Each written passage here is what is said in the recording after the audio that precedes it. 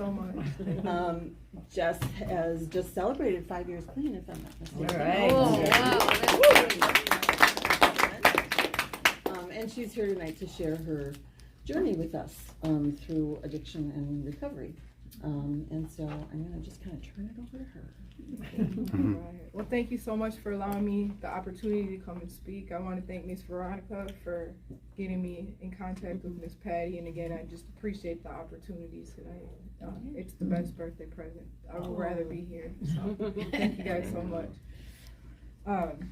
I just wanted to kind of go over my story a little bit. Addiction affects all aspects of life. Whether you guys are using or not using drugs, people are affected. Obviously, that's why you guys are all here, to understand it a little bit better. Whether you have a loved one going through it or lost somebody to it, or just want to get a little bit more understanding or information about it. But you're here, so that's all that matters. I am Jess. I am a recoveree. And again, today is my birthday, and I would rather be here than anywhere else. November 2nd is the day I lost my mom in 2012. So again, this is the best birthday present, to be honest with you. My addiction started probably in the middle of the 2000s, I want to say. It's been a rough road. But today, I'm staying here not as a victim, but as a survivor, showing how strong and hopeful I am that you can make it through your addiction. Before my addiction started, my grandma, she used to call me the all-American girl. I hated that shit. I played softball, basketball, had a job, did all the normal things kids growing up. My whole family actually struggled with addiction through our whole lives, whether it be drugs or alcohol. November 2nd, 2012, my life flipped upside down. I found my mother dead of an overdose. That day I lost my mom and a part of myself. And the pain was very overwhelming, and I felt lost in addiction for a very long time. I was sleeping in my car for 3 years, using the bathroom outside, not knowing where my next meal would come from. I also lost my cousin and my aunt to overdoses, adding to that pain. I have to admit, I was the one that got my mom hooked on heroin. She was already on pills and Percocets and stuff like that, but one day I said, hey, let's try this. It's cheaper and it lasts longer. And, for that I blame myself for her death. Without me introducing her to heroin, who knows what would have happened. And then sometimes I wonder if she was still alive, would she have found that needle eventually? Because she just, she sniffed it. She didn't shoot up or anything like that. I've done a lot of bad things to the people that love me throughout my addiction, and I'm still regaining their trust 5 years later. I have some people here today that I asked to join me that's been a very, very strong part of my recovery. And again, I'm still kind of regaining their trust and stuff and trying to show them that I'm a better person. I know some of you are going to ask, how do you get your loved one clean, or, what you can do for them. You can't get them clean. They have to do it for themselves. And that's just the bottom line, and it's the harsh truth. You can love them, pray for them, but you can't do it for them. You have to allow them to hit their rock bottom. And again, they have to want it within themselves. There was a point in my life where I got down on my knees 2 times. One back in 2010, I said, God, please get me off of this heroin. And then, the next day I got arrested, which answered my prayers. The person that arrested me was actually here at this meeting today. She arrested me both times. And I call her my guardian angel because she saved me 2 times. And she's still supporting me through this whole journey. I've known her since probably 2007. But, I asked God to get me off of that heroin, and, it wasn't the way I wanted it to go, like going to jail and stuff like that. I went to prison for 2 years, from 2010 to 2012. And I was clean when I got out of prison for 4 years before my mom passed, and I was even clean when she died. But, I met my ex-girlfriend, and I was with her for 10 years, and I ended up relapsing. Fast forward a couple years after that, I wasn't like one of those girls out there that work on the streets, because, you know, I like women, I don't like men and stuff. So I respect their hustle, but it wasn't me. So I asked my dealer, I said, hey, let me work for you, you know. So I ended up working for my dealer, driving for him, selling drugs to my community, you know, trying to make my own money and stuff like that. And fast forward to 2018, 2019, again, I got down on my knees, you know. I said, God, I'm sick of this, you know, please help me. And the next day, I got arrested with 10 grams of heroin and 10 grams of cocaine, crack cocaine. I got my face smashed in for my dealer because he thought I ran off with this shit. I didn't run off, the cops got it for me. Again, she saved my life, sat my ass down, and I can always remember her slamming her hand on the table. She's like, by God, I'm trying to say, I said something about my mom and stuff, and she said, by God damn, I'm trying to save your mother's child and stuff like that. And that kind of like always stuck in my head. And I will forever be grateful to her. I done a lot of bad things to the people that love me throughout my addiction. And it just sucks that, you know, that I hurt the people that love me the most just to feed my habit and things like that. I went to college. I got a whole college degree to be a drug counselor. I was going to college addicted to heroin the whole time. I got pretty much straight A's. I graduated on a dean's list and stuff like that. I went to my graduation high, but I did it, and I graduated. I got a degree to do that, to be a drug counselor, but I chose a different field, because I feel like if I'm a counselor and somebody comes into my office nodding out, I'm probably gonna lose my job, because you're not gonna sugarcoat stuff to me. I was an addict, you know. Don't come in my office nodding out, you know, you're high, stop lying to me, you know. So I decided not to do that, and because everyone kept dying on me, that's another reason why. I feel I could spread a lot more awareness with what I created. I created an online platform within the past 5 years called RECOVEREE DIARIES, and I feel I could spread a lot more awareness by creating that and allowing people to come on and share their stories and their hope for people. Again, I've been clean for 5 years. September 21st, 2019. I turned my pain into a passion. We're actually the voice for the voiceless and the hope for the hopeless. Recovery is not a straight path. It's ups and downs, victories and setbacks. Early on, I left my mom's house because of her addiction. And I always say I had to let her die so I could live. And I know that might sound insensitive, but I was clean at the time that she passed. And I had just gotten out of prison, and I moved out because I couldn't stand what the addiction was doing to her. I loved her with all my heart, but that addiction turned her into something that I could not stand. And I hated seeing that, so I had to move out to live my life. And I feel bad because, you know, my little youngest sister was living there. She was only 10 when she passed away. Now she's 23.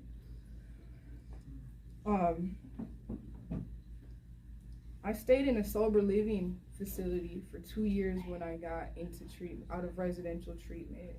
And when I stayed there, I let go of the people, places, and things that held me down. You can't get clean if you hang around the same people, the same environment, going back. So I changed my phone number. I stopped hanging out with everybody. I always say I have no friends. I just know a lot of people. Every day I choose to stay clean. I choose to live and honor my mom's memory and becoming the person she would be proud of. I miss her. I swear I got some words for her though when I see her. I'm not gonna lie about that. But I learned also that recovery isn't just about staying off of drugs. It's about taking back my life and rebuilding those relationships that I burned back then and finding a purpose. Society often looks down on addicts and doesn't give us second chances, but that stigma does not define us. Our strength, our resilience, and our ability to change are what matter. not every day in sobriety is going to be good. I'm telling you that right now. I have rough days, a lot of them, but it's not a race. Recovery is not a race. Everybody's journey is going to look different than somebody else's. I don't go to meetings. I had happened to relapse at a meeting that I went to, so I just decided, to do my recovery a different way. Again, recovery is tailored to everybody else's needs. What works for you might not work for me, and vice versa, and stuff like that. The main thing is letting go of those people, places, and things, dude. And then, living in that sober living house, we had a structured facility where we had to be accountable for everything. We had to do chores.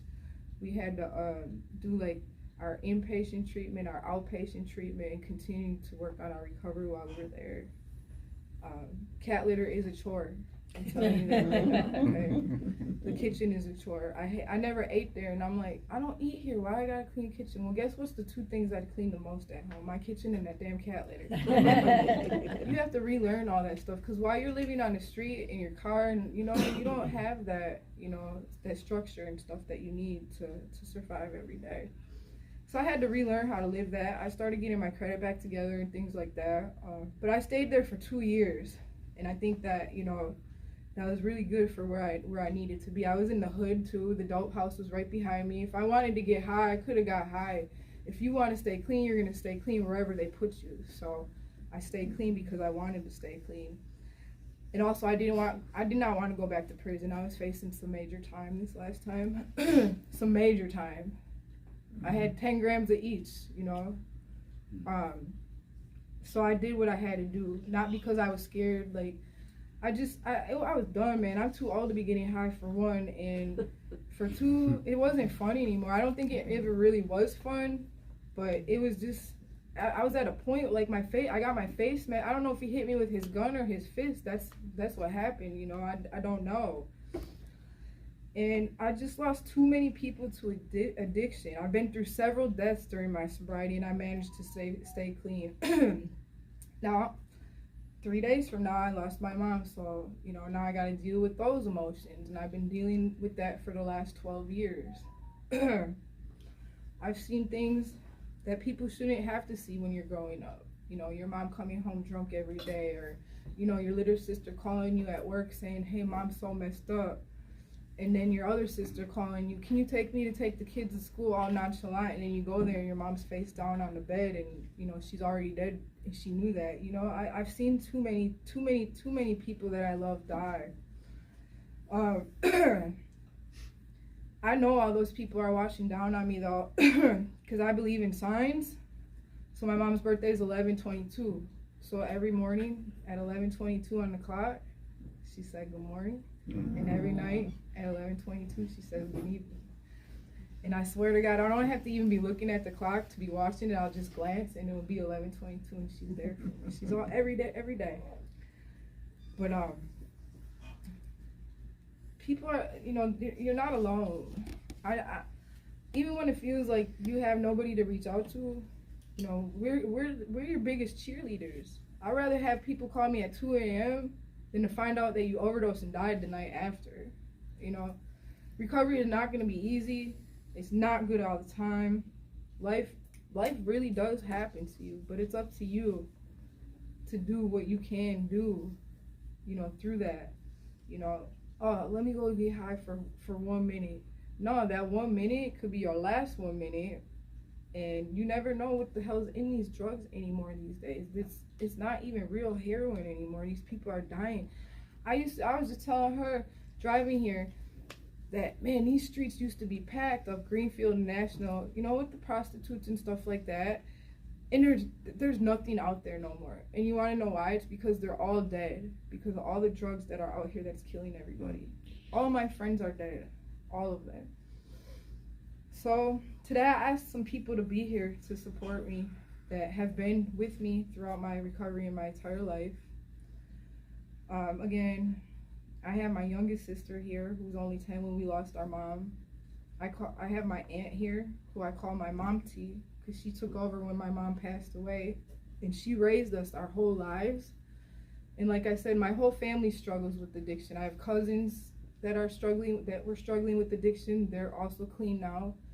And if it wasn't for my aunt being there to support us through this, who knows where we would be. Yeah, she yells and stuff, and you shouldn't be doing that. But she does it out of, love. That's that's what a parent does. And she stepped up when our parents died. And I'll forever be grateful to you.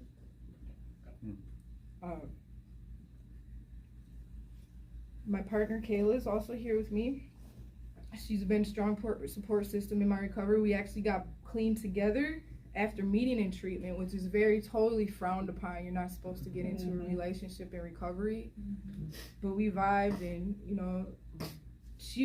I actually wanted to be with her before I even got together with her, but she was using and she wouldn't talk to me, which is, I respect that so much. And then one day she posted something on Facebook talking about nothing changes if nothing changes, and I always say that. So I finally emailed her, texted her back, and I said, I said, when are you gonna be mine? And then ever since then, we started talking, and she's also clean. So again, I have the person that arrested me 2 times here as well. And again, and I love her for that, though, because she cared. Like, she's always been in my life no matter what. Even after I got out of jail, she's always been there. And she saved me, man. Without her locking my ass up for those 2 years and this last time, I don't know where I would be, man. I'm serious. I have my case manager here also. There was a point where we thought I wasn't gonna make it. There was a strong time where I thought I wasn't gonna make it. What happened was I actually moved out of the sober house thinking I could do it on my own before I was there for 2 years. I didn't like the drug court program. I was getting irritated with the rules at the sober house. I was getting really frustrated. So I asked drug court, I said, hey, can I move out? And they had to verify where I was moving out, which they did. It was my brother's house on 13th and Beecher, kind of where my stomping grounds are. So I ended up calling my ex-girlfriend, and that by the minute I moved out of that sober house, I was smoking crack with my ex-girlfriend, okay? And I was on Vivitrol, because I don't know if you know what Vivitrol is, but it's a blocker. You can't get high off of heroin. If I wasn't on Vivitrol, I probably would have been using heroin that night too. So I was somebody told me, well, why don't you just text the sober living house and see if you can come back. I said, she don't give second chances. She said, just try. So I texted her, I said, can I come home? She said, I've been waiting for you to come home. Oh. So I ended up going back in the sober living house, and I completed 2 years there. I didn't have to leave. I could have stayed longer and stuff like that, but I felt, I had a good job at the time. I was doing very well in drug court after that. But given the opportunity to even be in drug court, people think it's a punishment, but no, it's an opportunity to change your lives around.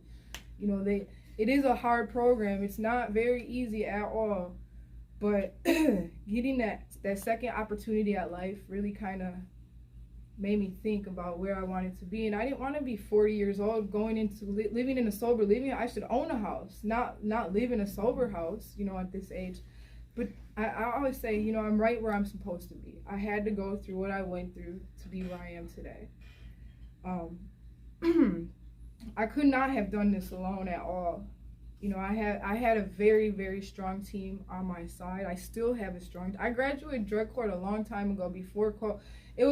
I graduated during COVID, and I couldn't even get to my graduation because we had no graduation because of COVID. So we graduated on the phone, and then when COVID ended, like 2 years later, we had a graduation, so we went there, and I had the formal graduation.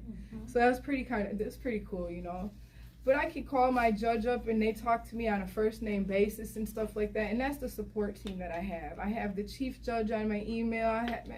It's just amazing that I have all this support. I'm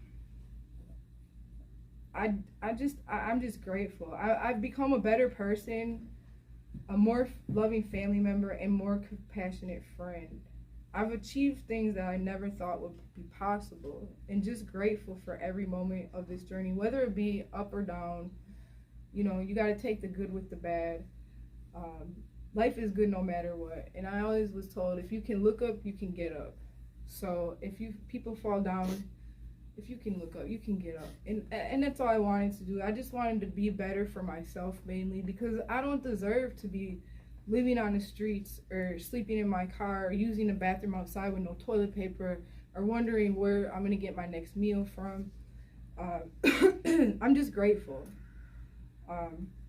My editor, I held an event this last summer, for the past 2 summers, where I had about over 100 people show up. I had the judges come and speak. I had case manager come and speak.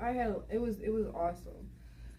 But I didn't have him at the time, and I was doing my own video. I had bought a tripod that rotates, but there are so many people in the background, so it was kind of shaky.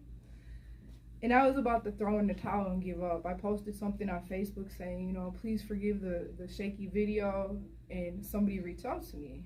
He said, hey, I got a guy in treatment right now that can help you fix this.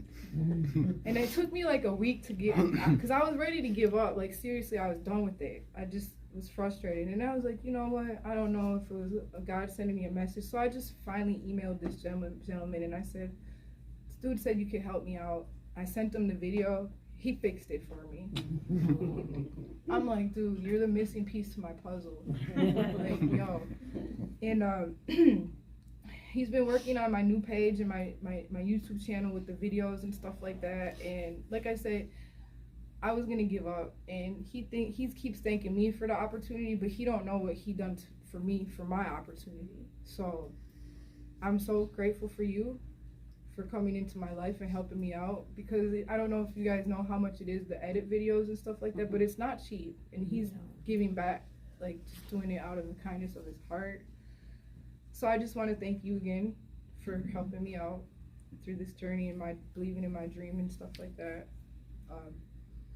Again, I thought none of this stuff was possible, but if you want something bad enough, you're gonna go get it, like we did with those drugs.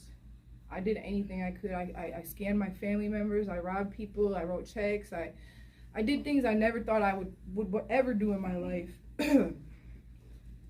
And now I take that energy that I used in my addiction, in my recovery, and I want it more than I can breathe. I keep getting texts from people saying, oh, I'm doing amazing things. I don't know what I'm doing. I'm just being my stupid, crazy self, posting videos of my life and other people sharing their stories on my channel. And I guess that's what people need to see, somebody actually going through it and stuff like that. And I went through it. I go through it every day still. I don't use, I'm clean, but life is life, you guys know, you know. All I can say is that I'm just totally grateful for the people that I have in my life, the people that show up here tonight at 7 o'clock at night that probably have other things to do, and all you guys that are here tonight. I just am grateful, grateful, grateful. I'm not anybody special. My story is not any different than anybody else's that's using drugs. It's just about how you get up from the dirt and just kind of grinding and get your life back in order. There's hope out here. There's help. People have to reach out. They have to seek support and believe in themselves. Recovery is very possible, and life beyond addiction is very beautiful. 5 years ago, I couldn't imagine this. Like I said, I was sleeping in the car, using the bathroom outside. Now, I live in a 1,900 square foot apartment. I got a great job. I have a great partner. I have 2 kids that keep me on my toes. Well, her children, but they keep me on my toes. I got my family, and life is everything I prayed for back then, I'm getting right now. And I prayed for this. I always said I want to be on TV. I want to be on TV. But now I own a YouTube channel. I got people that actually follow me, that actually like the content. And I just keep the faith. Like I try to stay positive for the most part, but you know, sometimes things happen, you know, you can't be positive all the time, but I try and just look at the bright side for the most part.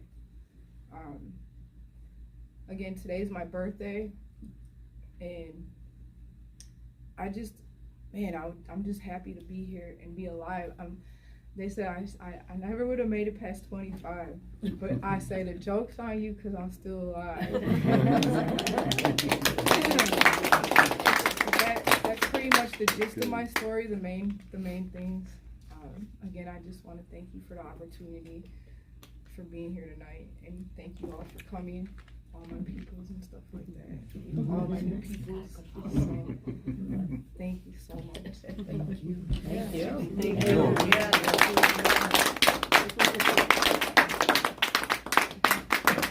Any questions?